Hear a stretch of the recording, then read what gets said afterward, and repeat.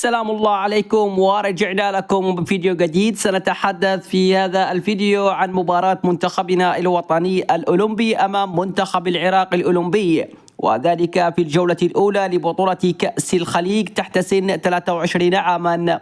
منتخبنا الوطني سيدخل بالزي الأحمر الكامل، والمنتخب العراقي سيدخل بالزي الأبيض الكامل. المباراة ستنطلق غدا بإذن الله تعالى في تمام الساعة 2:45 ظهرا، وعلى قناة المهرية اليمنية ستنقل هذه المباراة، بالإضافة إلى قناة العراقية الرياضية والرابعة الرياضية أيضا، وقناة الكأس القطرية ستنقل هذه المباراة. بالنسبة لتشكيلة منتخبنا الوطني في مواجهة المنتخب العراقي في الجولة الأولى: في حراسة المرمى الحارس وضاح أنور، رباعي خط الدفاع من اليمين لليسار من الممكن أن يبدأ المدرب قيس محمد صالح، بالظهير الأيسر فيصل المعروفي، قلوب الدفاع محمد ناجي وأحمد مصطفى الحاج، وفي الظهير الأيمن اللاعب سعيد العولقي أو علي الدقين.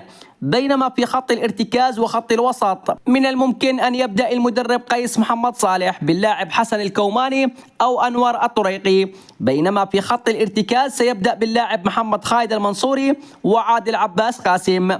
في الأجنحة سيبدأ باللاعب عمر الكثيري كجناح أيمن وعبد الرحمن الخضر كجناح أيسر، بينما خط المقدمة والهجوم سيبدأ باللاعب عبد العزيز مصنوم أو محمد أمير البرواني أو ناصر حميدة أو أحمد بن بريك. هنالك 4 مهاجمين في صفوف منتخبنا الوطني، من الممكن أن المدرب قيس محمد صالح يبدأ بمهاجمين في مواجهة المنتخب العراقي.